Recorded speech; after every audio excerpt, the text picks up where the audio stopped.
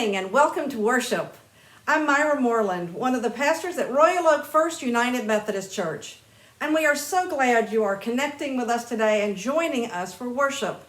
We're in a series called Joyful Noise. That, of course, comes from the beautiful Psalm 100. We use that as our call to worship for every Sunday in the month of June. James, would you lead us in the call to worship, please? Please join us in the proclamation of Psalm 100. Make a joyful noise to the Lord, all the earth. Worship the Lord with gladness. Come into his presence with singing. Know that the Lord is God. It is he that has made us, and we are his. We are his people and the sheep of his pasture. Enter into his gates with thanksgiving and his courts with praise. Give thanks to him, bless his name. For the Lord is good, his steadfast love endures forever, and his faithfulness to all generations. And now join me as we sing our opening hymn, Here I Am, Lord.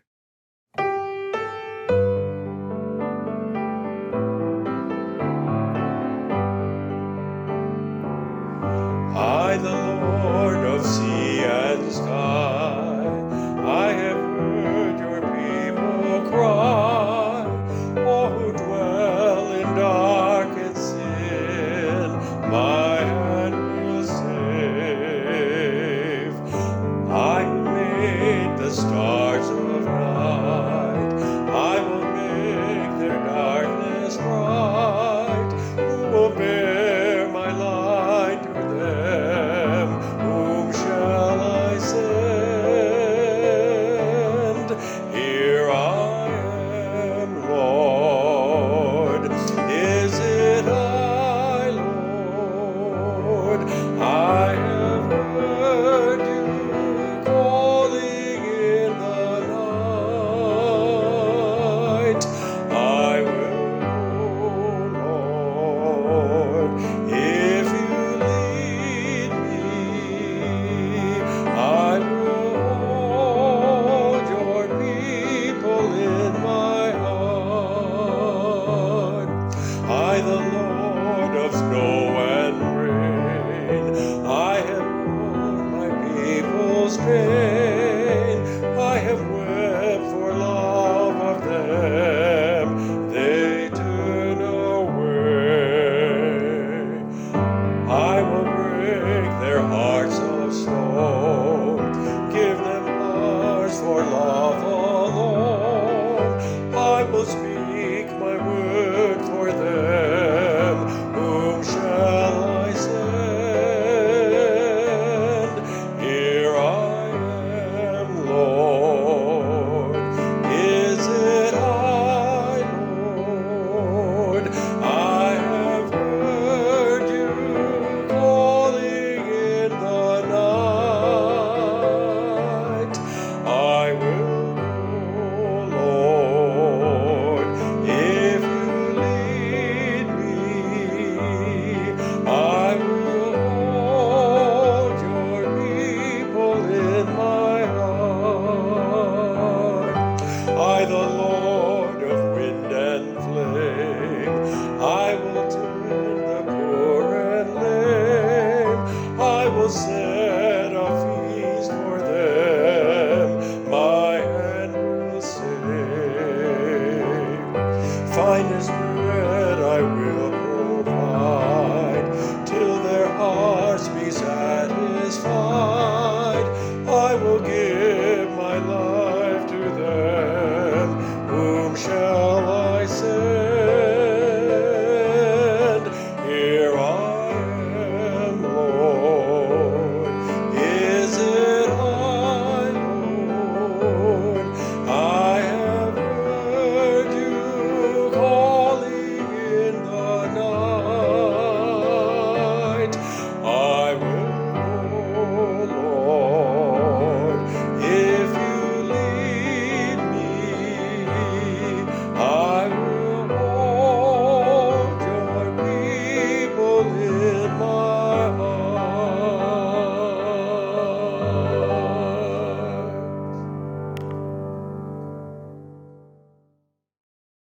our announcements for today. Well, I hope you received the letter that I sent out this week to everyone by email, because attached to that letter is our re-engagement plan. It's our plan for reopening the building of the church. We've planned this out in stages to be very thoughtful and very concerned about the safety of all people. That plan is also on our website. Please take a few minutes and look through it, and if you have any questions, let us know. You know, we continue to collect money for our love offering for Pastor James as he heads to his new church July 1st. And we also are looking at new ways that we can come together and worship, maybe closer to being together as a congregation. We are looking at a drive-in communion at the end of this month and possibly a lawn chair service maybe in the upcoming weeks. We're looking at all the ways that we might be able to gather and still be safe. Those are all of the announcements for the good of the community. Good morning. I'm Carrie Beer, and I'm here as a representative of the Compass Group. We have an announcement to make this morning regarding George Marks. As many of you know, George is a long-standing member of Royal Oak First, and we have been blessed with many of his talents over the years. George has been an active volunteer, and following his retirement from full-time employment, he felt called to be more involved in the ministries of the church. He has provided music for Saturday night services. He's worked to bring about an As We Gather service during the week, been integral in expanding our hospitality and greeting programs, taken on congregational care responsibilities, and many other ministries and programs. George began his ministry training at Royal Oak, and now it is time to share his talents and follow God's call to Four Towns United Methodist Church in Waterford. We are sad to see him leave, and he will truly be missed, but we rejoice with him in his next opportunity to share God's love with others. George, we wish we could be with you, lay our hands on you, sing with you, pray with you as we send you out. But know that we bless and thank you with all our hearts.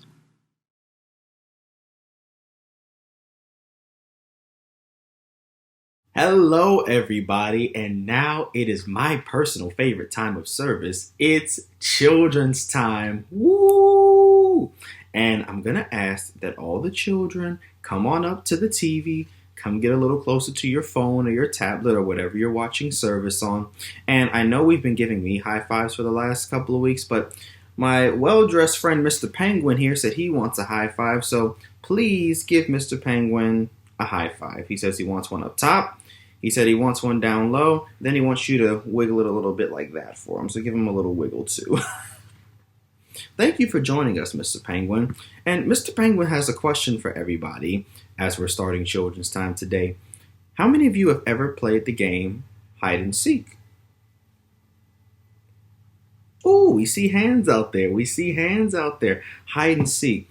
And Mr. Penguin reminded me that hide and seek was one of my favorite games growing up, especially when we would play hide and go seek in the dark. There was nothing better than getting together with a group of close friends, a group of people that I didn't know, or even people who I maybe knew and was trying to get to know better, and go and play a fun game of hide and seek in the dark. Whether we're outside at night and we're playing over the spread of a neighborhood, or we're inside of somebody's house and we're playing in the basement. What I realized as Mr. Penguin and I were talking about children's time today is that when we talk about serving the Lord with gladness, it's a lot like playing hide and seek in the dark. Why? Because when you play hide and seek in the dark, you have to rely on senses that you don't normally use. You have to trust your gut and your instincts in ways that you don't normally have to. And you are specifically going and seeking out a goal that you are trying to achieve. And serving the Lord is no different. That sometimes means that you have to think about things in ways that might be different from what you're learning in school or what you see on the news. That might mean that you have to trust your gut and your instinct and your feelings in ways that might be contrary to certain things that you maybe thought before and evolve.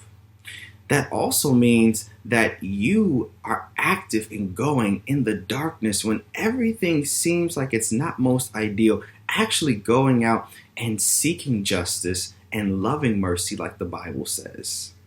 So when we think about serving the Lord with gladness, let's think about playing hide and seek in the dark.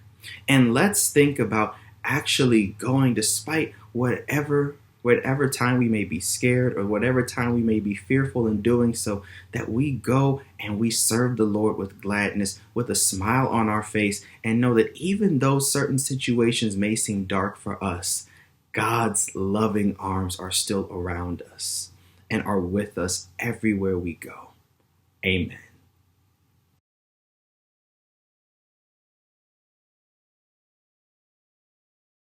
As we enter into our time of prayer, we want to especially remember the following people who are in the hospital this week: Sue Parisi and Jenny Lohman.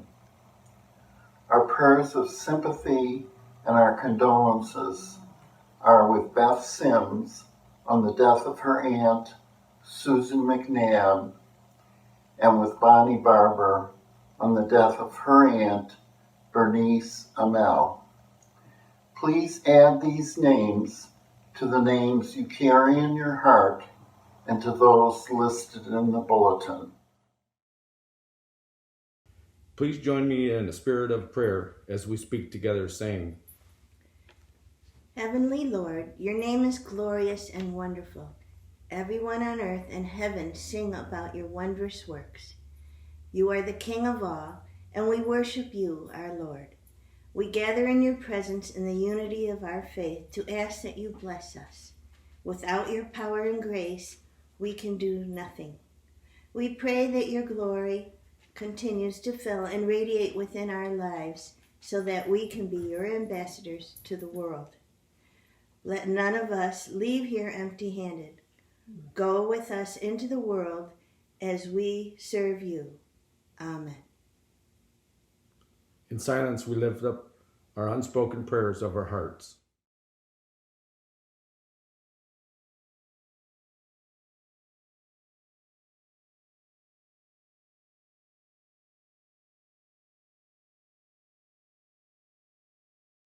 Please join with me in prayer.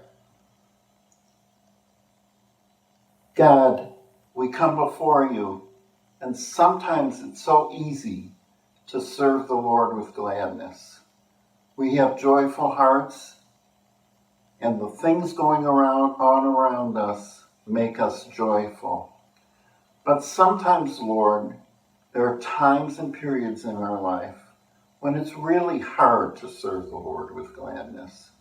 We just may not be feeling real thankful. So we'll come before you, and we ask first that you would give us hearts full of gratitude, hearts that look around the world today and see how much we have to be grateful for. And that when we come with those hearts full of gratitude, then it's easier to serve the Lord with gladness. So we come before you and we ask that you would give us those hearts full of gratitude. And now we come before you and we pray the prayer that you taught us how to pray. Our Father, who art in heaven, hallowed be thy name. Thy kingdom come, thy will be done, on earth as it is in heaven. Give us this day our daily bread, and forgive us our trespasses, as we forgive those who trespass against us. And lead us not into temptation, but deliver us from evil. For thine is the kingdom, and the power, and the glory forever. Amen. It's offering time, everybody. It's offering time. Now is the time in our service in which we are asking you to give. And we are seeing the results of the seeds that are being sown in the gifts that you give in our children, in our youth, in our Bible studies, in our grow groups, and all of the other amazing ministry and mission that is happening in our church. So give, my friends. Give like it matters, because it does.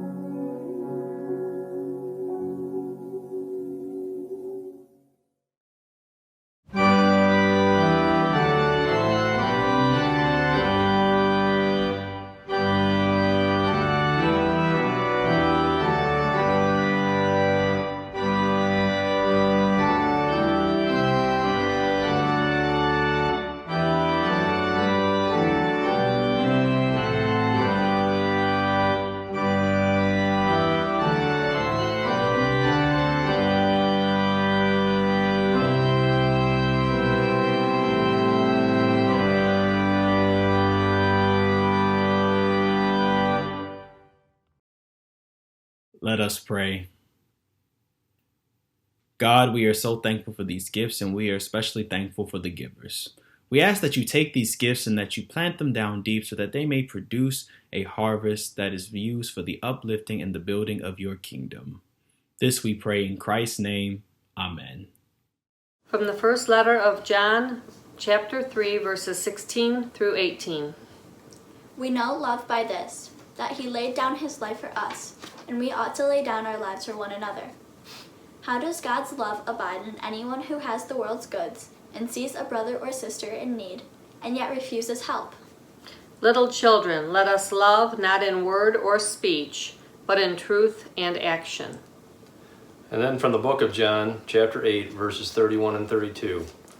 Then Jesus said to the Jews who had believed in him, "If you continue in my word, you are truly my disciples, and you will know the truth, and the truth will make you free." The word of God for the people of God. Thanks be to God. Before I get to today's sermon, let me say a few words about the announcement that Carrie Beer made a few minutes ago. Our own George Mark going off to Four Towns United Methodist Church in Waterford. Wow, it's hard for me, and I'm sure many of you, to imagine what church at Royal Oak will be like without George. He's been such an intricate part of our lives and our church for so many years. Yes, Four Towns Methodist Church, your gain is our loss, and George, we will miss you. You know, in the upcoming weeks, don't worry, we'll be planning some ways that we can honor George and all of the things that he has done at Royal Oak and give him a proper send-off to Waterford. So be watching for that. And now I'll start the sermon with a picture. This is a picture from 1975. It is, of course, Oprah Winfrey and me, working hard in the newsroom at TV5 in Nashville. Both of us in our first jobs, me with a degree in writing, and I'll tell you, even Oprah with her incredible on-air talent, well, neither of us knew anything about journalism, and we wanted to be reporters. We wanted to know, so we spent every waking hour reading books and scripts and watching newscasts and talking to other journalists. And we decided one day that we would shadow one of the reporters, one of the respected reporters in the newsroom. We would learn from him, and his name was Vic Mason. Every newsroom has a Vic Mason. Kind of crusty, a little rough around the edges, but Vic Mason always had a source, and he always knew how to get to the bottom of a story. I can see him now, but he'd be always smacking gum, like, "Girls, you want to learn how to be a journalist? You want to be a reporter? You got to learn how to find the truth. And you got to recognize the truth when you see it. You see, there are always people coloring the truth. Don't let that throw you. You keep digging the truth." Our country has been in a moment of truth for the past, well, I want to say the past couple of months, but certainly for the past couple of weeks. We've had to face some hard truth in this country about racism, about injustice, about law enforcement. We've been coloring the truth for a long time in this country. We've been twisting it a little here and there and coloring it a little in small ways and in big ways.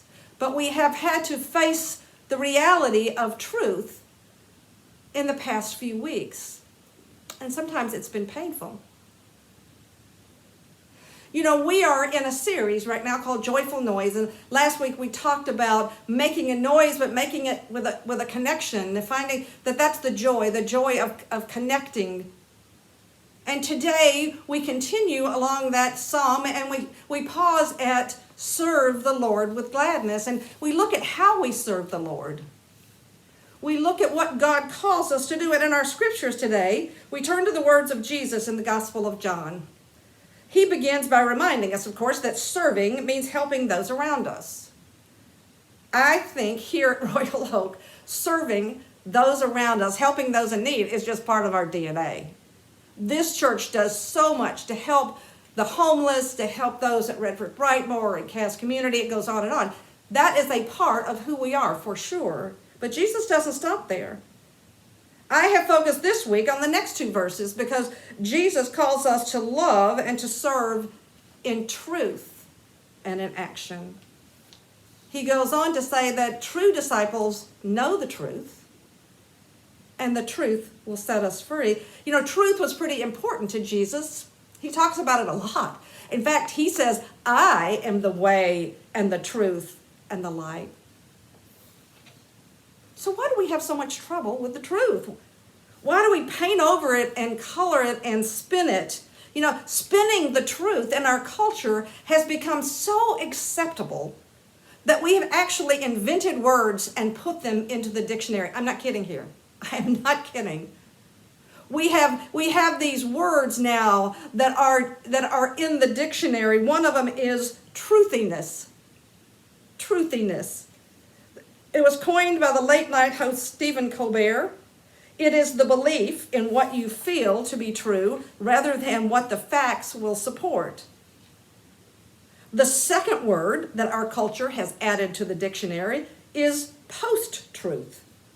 Post-truth is when facts are less influential than emotions or personal beliefs. Well, now, aren't we just so proud? The words that our society, that our generations have put into the dictionary for the generations to come are about acceptable spinning of the truth. Jesus said true disciples know the truth. Not the truthiness, not the post-truth. True disciples know the truth. So again, I ask, why do we have such a problem with the truth? Well, Nietzsche says we don't want to hear the truth because we don't want to mess with our illusions. We have these illusions about the world around. It's okay. Everything is all right. Everything will be okay. Everything is just dandy. These are our illusions, and the truth will mess with that. And, you know, we just don't want to mess with our illusions, right? One of the big news items from this past week came from NASCAR. NASCAR and the Confederate flag. Wow. Two sacrosanct icons.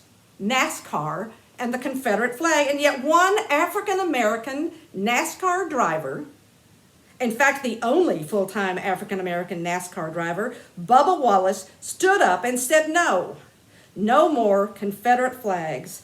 Bubba Wallace forced us to face the truth. I mean, really? The Confederate flag? Isn't that just a symbol of the South? What can be so wrong with that? The Confederate flag. Listen, I grew up in the South. And when I was growing up, if the band started playing Dixie, we jumped to our feet and stood at attention. Oh, I wish I was in the land of cotton. Old times there are not forgotten. Well, now there's an understatement. Old times there are not forgotten. The problem with that is those old times are colored by illusion. And if you are under the illusion that the Confederate flag is a symbol of Scarlett O'Hara sipping a mint julep, let me remind you that the Confederate flag is in existence today. We have the Confederate flag because several states got together to form their own nation with the sole purpose of owning other human beings. That's what the Confederate flag represents.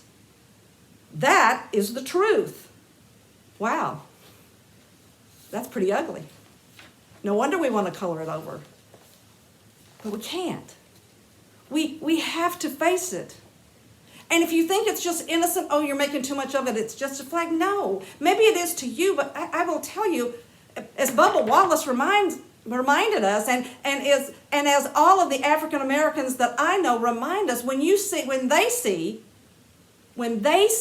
the Confederate flag, they are reminded that this country once owned slaves, that there were people in this country who owned their ancestors. They are reminded of that pain and that hurt, and it hurts all over again.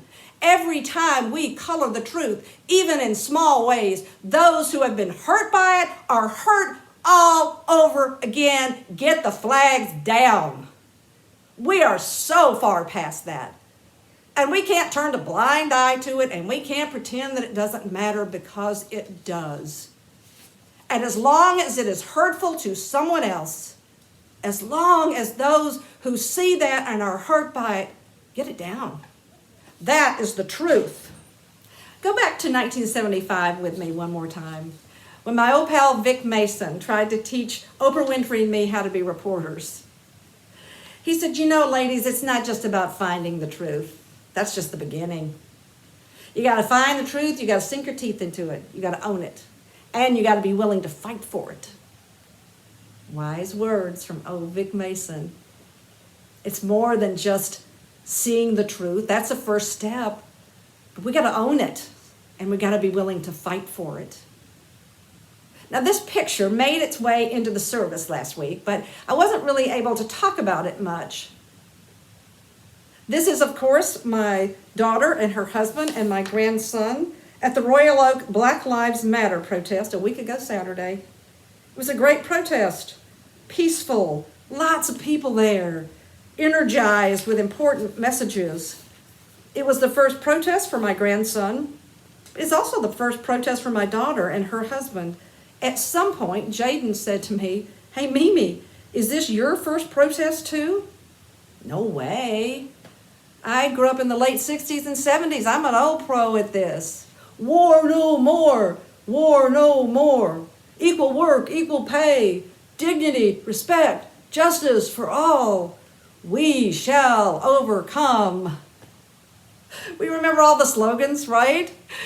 And I was reminded, as those slogans kind of went through my brain, I was reminded of all of those watershed moments in the history of our country as we were forced to look at the truth, sometimes the ugly and the painful truth about what was happening around us. From the war in Vietnam to women's rights to the rights of the LGBTQ community, and of course the civil rights movement as people of color fought and struggled for equality and dignity in this country. We've been fighting for the truth for a long time. We know what the truth is. We know what's right. We know where God calls us. We know that God loves all. We know that. But we somehow feel like we can bring it to a point and then check the box and move on. You know, we're moving on to other things now. And now it's really easy to turn a blind eye when society starts to get out the crayons and the whitewash. And we start to twist the truth just a little bit here, just a little bit there, a little spin here. And hey, we bring out our words, right? We bring out, that's truthiness. We bring out post-truth. And we somehow let the truth slip away. Jesus calls us to know the truth. And he tells us that that truth will set us free. Free from hate and prejudice, free from sexism and racism, free from all of those things that keep us as individuals and us as a community and as a nation from being what God created us to be. Jesus says, you will know the truth and it will set you free. May we all go from this service today and know the truth. Know the freedom that comes with the truth. May we sink our teeth into it. May we own it. And may we show all around us that we are prepared to fight for it. Once again, Jesus said, you're my disciples. You'll know the truth, and it will set you free. Amen. Now, would you join me? Would stand up wherever you are. Join us as we sing that great song, Do Something.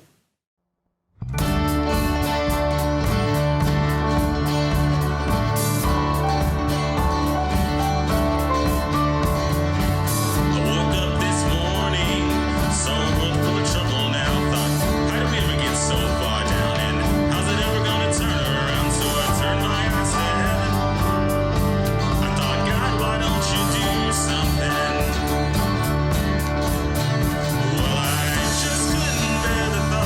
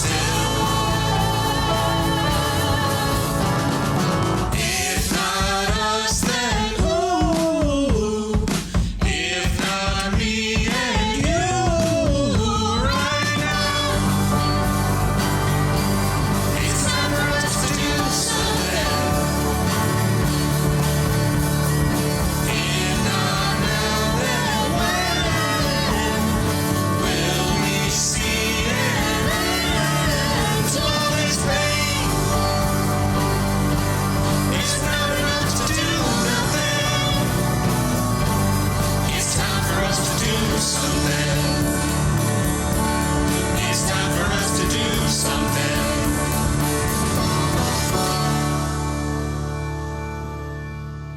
And now may we all go out into the world and find the truth. Find it, sink our teeth into it, and fight for it. Because in the words of Jesus, that truth will set us free. Free from all of those things that keep us as individuals and us as a church, as a community, as a nation, from being the world that God created it to be. Go forth in peace and in love and in truth. Amen.